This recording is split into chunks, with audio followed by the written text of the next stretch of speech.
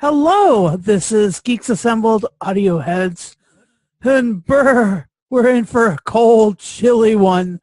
This is the Great White Hurricane. A first Doctor, first TARDIS team adventure.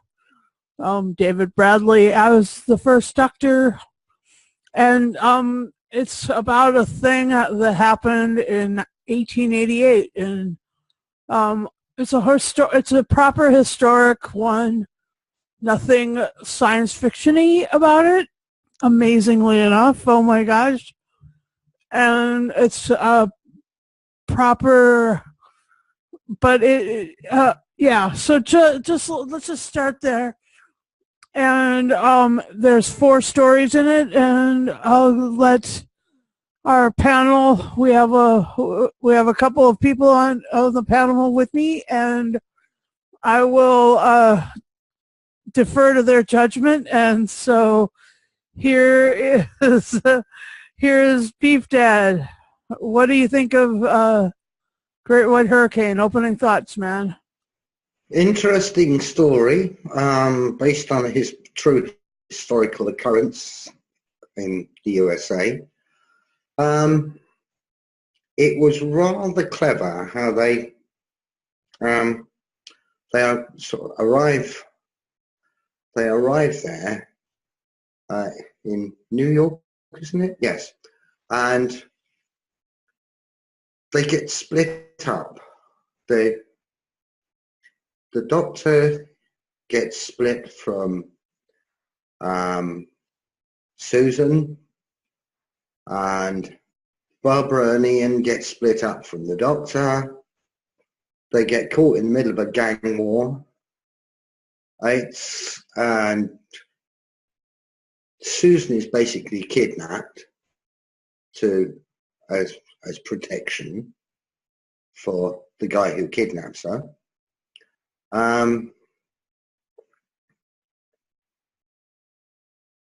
Barbara and Ian, they're chasing around like mad things and getting themselves involved. They get themselves involved with a woman we find out that her son has been kidnapped by his father, whom she is separated from, and they go chasing after him after Ian is released from hospital, and the woman is released from hospital, so she's hobbling around on crutches. And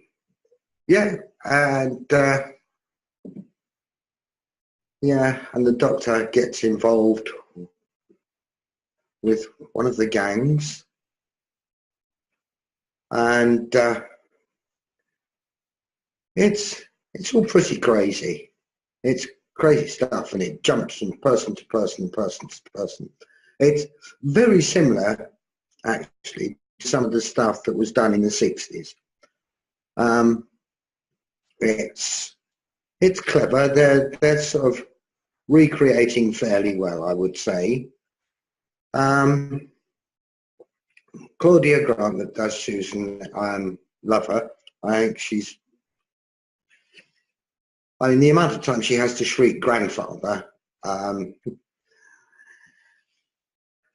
is brilliant. Gemma Powell isn't too bad as Barbara Wright. Jamie Glover doesn't really sound like Ian Chesterton, but I don't suppose that really matters too much, because an awful lot of the people listening to these audios probably have not seen some of the original 1960s stuff, so that's why they can get away with David Bradley, even though David Bradley's intonations are not the same as the original Doctor's. But he does a workmanlike job of it. One of my favourites in it was Rosalita, but we'll get to that later on. Yeah, I can see what you're saying about Jamie Glover. Anyway, and we have Lee here. I hope his audio is smooth and his video is smooth because I really like I really like having him here, and I'd like to hear what he has to say about the Great White Hurricane. All right, you can hear me well. I'm okay with that. There we go. Yeah, I agree with what Beef Dad said. This one has got the feel of the 60s more than the Destination Wars did. As you say, it had, as soon as they came out of the TARDIS, they were split. And that's what the 60s used to be. They were split. They went off on two different stories in like a 4-part adventure. Yeah, this one I enjoyed much more than the first story that we had. It's Destination a Wars? historical one with that's the one, Destination Wars, yeah. But to me, this one is I do love the historical ones, and this historical ones with no alien intervention are far better. Because you always get the historical one, it always comes down to with there's some alien thing to do with it, and I think that's a bit of a cop out. Stick to just a historical story, and just have an adventure, which this does. To be honest, I mentioned it before. I'd never heard of the Great White Hurricane before, from the blizzard of 1888. As soon as I'd listened to this, I went on the old Google and looked it all up, and it's quite an interesting story. It lasted for about 2 to 3 days. Several hundred deaths, but yes, it's a very good, well written, well acted, and I agree with what Beef Dad says that the interpretations of the characters are not the same as the original actors, characters from the 60s. Well, you can't have everything these days. This is a reinterpretation, a reimagining of this TARDIS team, but it has got the feel of the 1960s, the way they acted it out. So I did enjoy this one. I really did. Over to you, Susan. Thank you, Lee. So glad that your performance there was seamless. Let me put my 2 cents worth in here. I really enjoy the first Doctor's TARDIS team. Anytime to get more Susan Foreman, I'm all for it. I don't like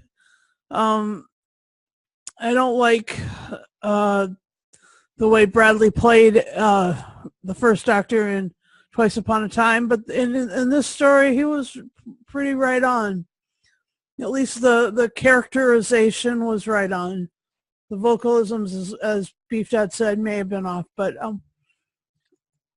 what's interesting is that Ian, just like in the story Daleks, he gets shot. He got shot in the leg. Boom, and then he's in hospital.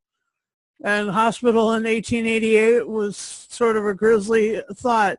I mean, it's only 20 years after the Civil War in the United States of America, and things are still a bit rustic, primitive, and stuff. And then the second story in this story group was basically, you could say, man versus nature, because it's all about the nature. It's all about this horrible storm starting, this devastating nor'easter hurricane, which was a non-tropical hurricane, and it actually did have bands of snow, and then the winds were so intense that sometimes it would cover like over 3-story homes or whatever, which is quite quite brilliant actually. And the cats have shown up for the cast. Fantastic. And so it was intense. Yeah, that second story was just like you know, watching the weather take over as the main villain, not the gangs, not the alcoholic father who kidnaps the boy from the mother, and you know, all the other things that were going on in the story. It really became, you know, the natural environment became the enemy, which, you know, is a story arc that you know, kind of has been, you know, set aside a little bit recently. Man versus nature stories are only, like, you know, fodder for reality stories instead of, you know, real narrative, interesting narrative stories. I liked it. Anyway, I liked the second part. It was slower, but oh my gosh, I mean, the terror of the storm is real. I mean, we just had a nor'easter here, and our little city here was flooded and drifted. And I mean, I can't imagine the way it was in 1888 without any heat. I mean, oh my gosh. And the buses and stuff were carriages, not elaborate, you know, diesel enclosed with warm heaters. I just couldn't. I can't imagine it. You know how devastating that would have been. So yeah, pretty much. I like the story. I like the little side stories, but the nature story, man versus nature, was amazing in this. And because it seemed, and the way the second story ends on with the train stopped on the bridge and it's snowing and it can't go any. Oh my gosh, incredible, incredible! I was like, you know, my heart was beating a million miles an hour listening to that. And so yeah, let's talk about your favorite bits. Mine, you know, the train stopping on the bridge. It's a cliffhanger. It's a great plot point. I mean, lots of danger, lots of, and so that was amazing. So what were your, I'll set it out there. Beef Dad, what was your favorite part, or what were your favorite parts? Well, along with you, one of my favourites was the rescue of the people on the train with the ladder, and the guy who was going to charge them all 5 cents to come down the ladder. But yeah, that was brilliant. I mean, the girl playing Rosalita was just absolutely superb during that section. Carolina Valdez, she really was very, very good and totally, but you know, you sort of found yourself really involved with her. Yeah, which is, that's a good performance when that happens.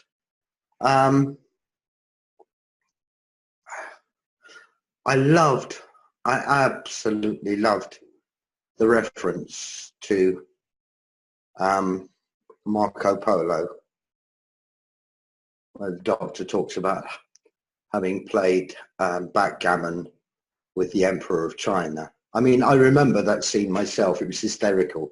It was just so funny. I mean, the thing is, the guy who was playing the Emperor of China,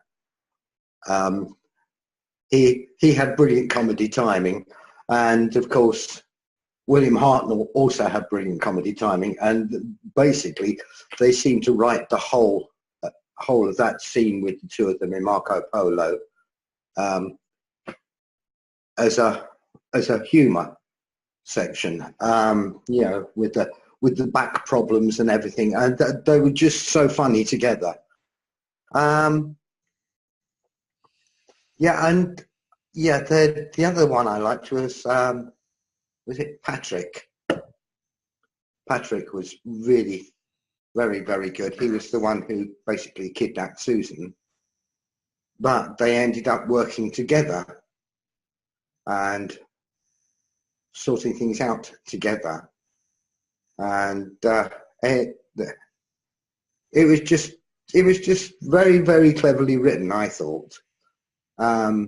It was written,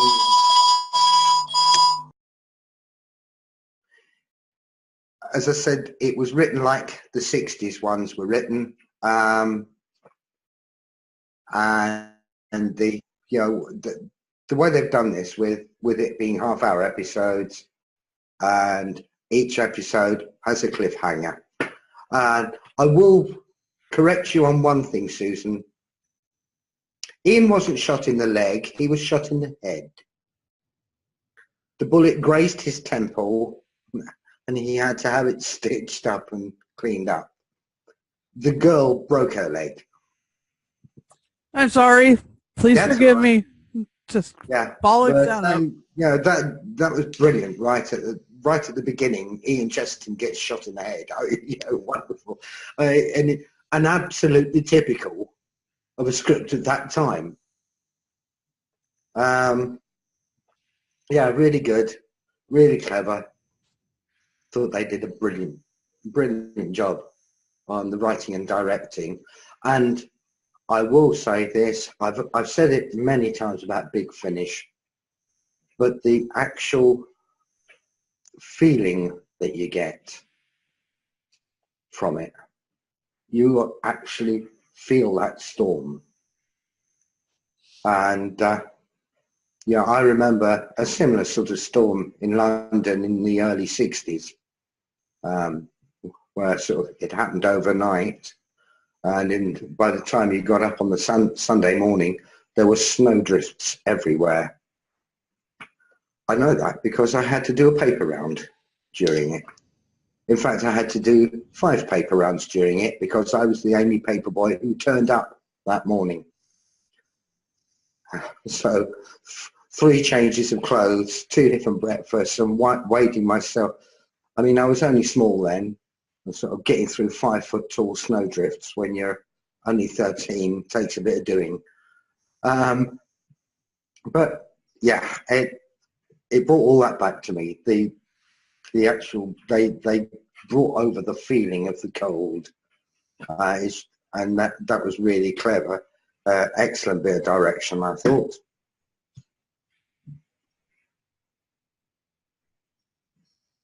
Over to you, Susan. Okay, how about Julie? What were your favorite bits? Well, apart from the phone ringing, I agree with the ladder scene with I can't remember the guy's name, but with Ian Chesterton letting him struggle for so many times. He says, "No, let him carry on. Let him carry on. He'll give in at some point, and then he'll ask for help." I like that scene, and also the scene with the first Doctor and was it Daniel, the other guy. He went back to it was Daniel. Was it Daniel? Yeah, he went back to his house or room. It was like a cupboard, and he couldn't believe the Doctor couldn't believe that they lived like this. That was a nice little scene. Just them sat there and want enough room to swing a cat in the room. But, and also the scenes where the other gang members or whatever turn up and keep calling the Doctor Grandpa and you brought your grandpa with you and all like that. It was quite good, yeah. And as Beef Dad says, the atmosphere of the stuff, the Big Finish really do know how to do soundscape. It just brings you into the story. And they've been doing this since 1999. Every single one. The sound design, is just brilliant. The writing's brilliant. And the quality of actors who they get these days, they just attract them. But yeah, all in all, from beginning to end, it is a really good romp, shall we say. A rollicking romp. As I said, and we've all said, you're not going to get William Hartnell. You're not from David Bradley. You're not going to get William Hartnell. You're just going to get a loose interpretation of what he's been. He's just reading this story, and it's David Bradley playing the first Doctor. He's not doing William Hartnell doing the Doctor, which is a shame. But if the writing and the co-actors are as good as this. Well, you can't really complain, I suppose. So yeah, all in all, brilliant. I loved it from beginning to end. That's cool. What did you think of the actors playing Americans? All these wonderful British actors playing Americans, and I'm not talking Nicola Bryant here, like usual. All right. Well, Answer, boys. You've got to admit, British actors can do American accents. American actors are not very good at doing British accents. There's only a certain few that can. Are we positive that these actors are British? Because sometimes Big Finish do sometimes go out and find the native tongue actors. There were a few moments during this when people's American accents slipped. And yeah, it amused me. But the thing was, you had exactly the same sort of thing would happen in the 60s on the television series. People would be playing an American, and they would be playing a Welshman. I remember particularly one where the Welshman said at one point he completely lost his accent. It was brilliant. Was it the one in the gunfighters or something? They were all supposed to be cowboys. Oh yeah, the gunfighters. Some of that was hysterical. Yeah, for all the wrong reasons.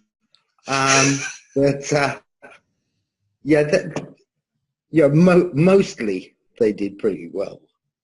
But as I say, there were moments where the accents slipped, and that always brought a chuckle and a smile to my face, because that was also exactly what happened during the 60s.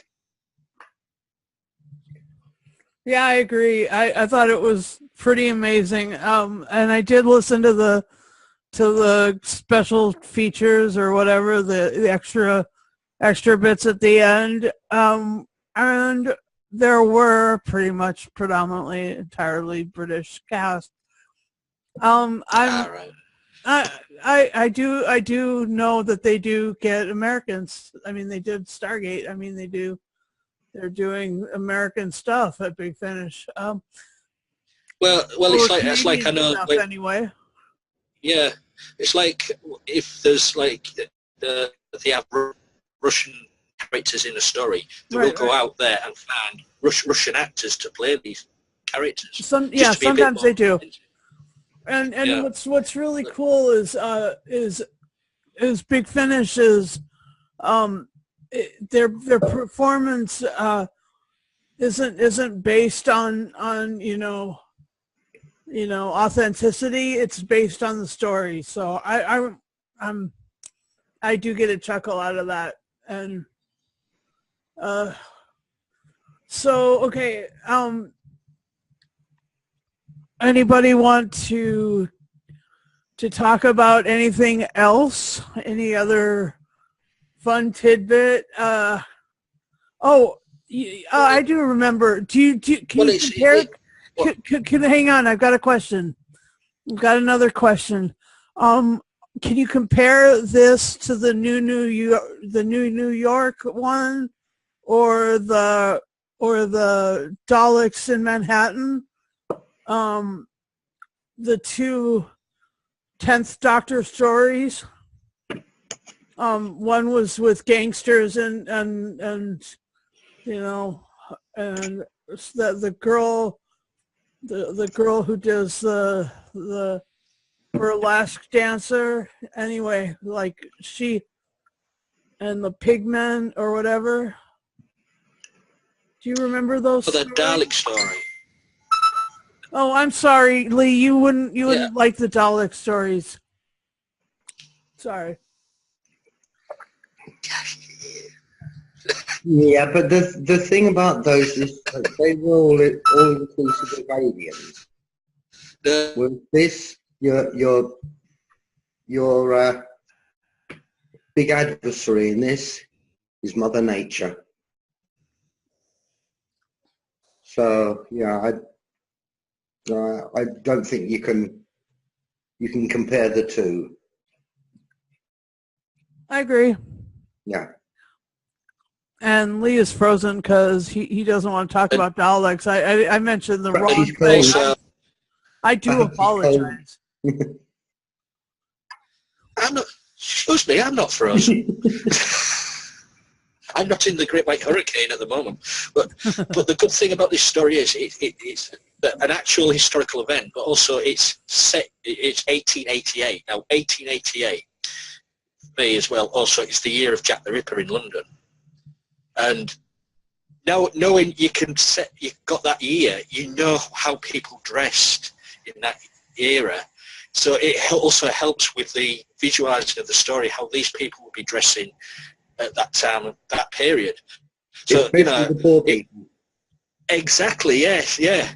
So you can visualize it now. You've got, 1888, yes, and it's all the old Victorian streets. They used to dress like this, blah, blah, blah.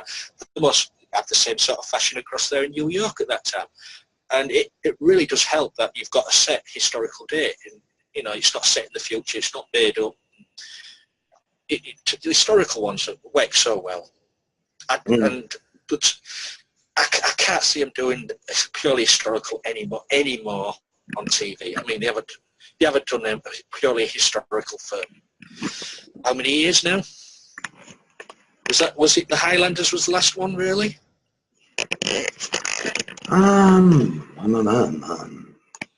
I know we had the Visitation with Peter Davison with the Great Friar London, but there were pterodactyls in that one. Yeah, there was aliens in that. That's what I'm saying. There was no purely historical on the TV, which is a shame. Not that I could think of. Not, as you say, not since the Highlander. But it works so well on audio. Oh, yes. Well, especially done by Big Finish because, the sound design. I mean, Howard Carter did a brilliant job of the sound design on this. Yep. All right, well, folks, let's rate this thing. Was discovered Tutankhamun. What? Howard Carter just. Did you just say Howard Carter? Yes. Yeah, he did the sound design. I thought he discovered Tutankhamun's. I thought he discovered Tutankhamun's tomb. Perhaps that's another Howard Carter. And that's another historical story that we could do. It's probably more of a hysterical story. Hysterical, yes. How'd you get so funky? No, let's just not go there, Susie. Okay. I want a rating and I want final say. I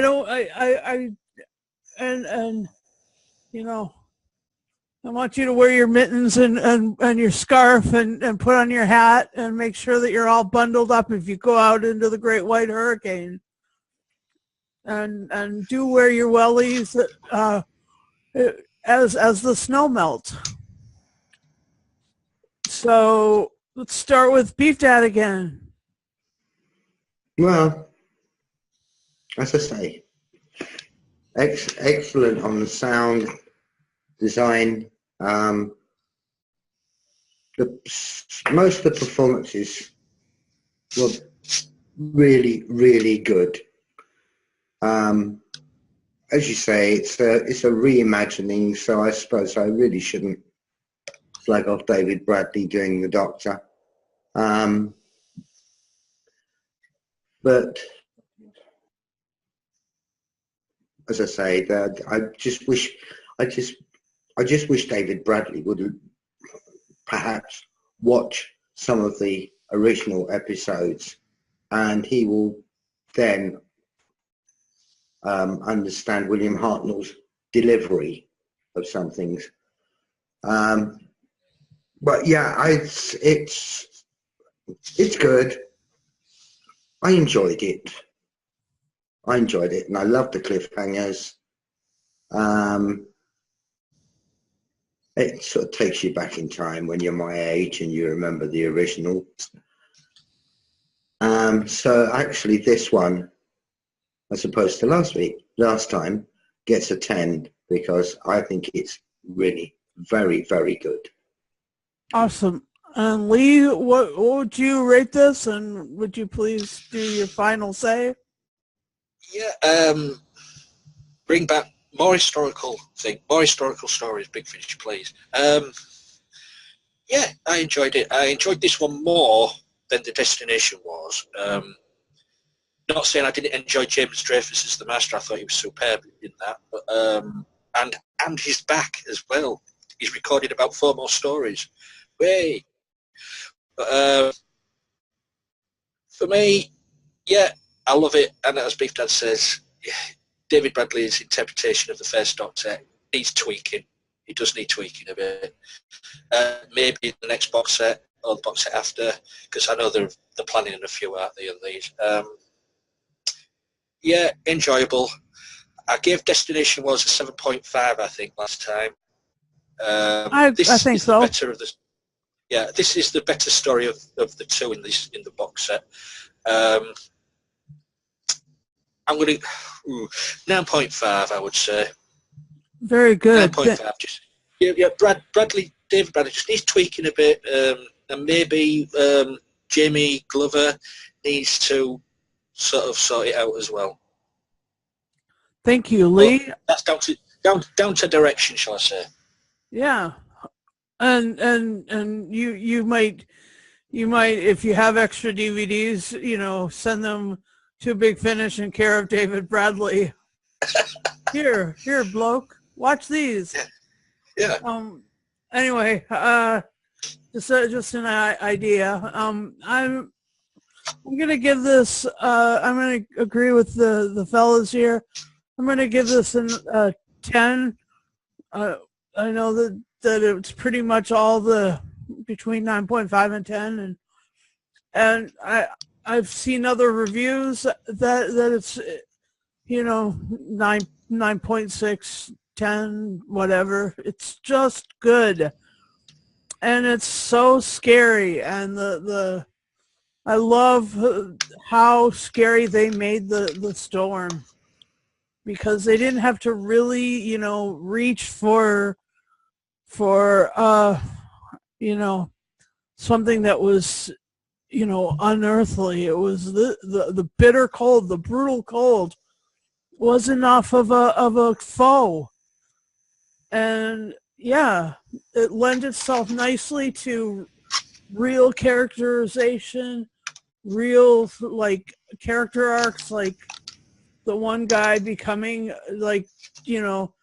choosing to maybe distance himself from the gangs, Susan's anti-gang talk, which was really brilliant, and Barbara and Ian being so careful and so sensitive with the people that they were helping. I mean, wow. Anyway, I really enjoyed it, and anything to do with Susan Foreman, wow. 10 out of 10 all the way, and I thank Big Finish for, yes, I want more Carol Ann Ford. Yes, I want more Carol Ann Ford, but Claudia Grant, use her to flesh out the storylines, as they've got a whole team together. Anyway, thanks for watching Geeks Assembled videos. Thank you for watching Audiohead videos. Thank you for listening to Big Finish Audio or any of the other production company audios that we enjoy here. And I'd encourage you to join our Facebook group on Geeks Assembled. We have a fun time. We have good comment, and comment on these videos too. I know we ask for it every week, but please do give us comments, leave us, just say hi or boo or whatever, or say burr, in this case. Yeah. And And also, you know, tune into our Tumblr, our Twitter account, you know, just find us all over. And Don't feel forget free to Facebook. like and watch Ray's reviews and Dalet Khan's reviews and join our Beef Dad fan club. We've got a Beef Dad fan club, and there are lots of people who, yes, we love you, and we totally celebrate you. You're worthy of that celebration, man. So anyway, and do bundle up, okay? Bundle up if you're going outside. Mama Susie says bundle up. Okay. Okay. Take care, you guys. See you in a fortnight or so. Toodles.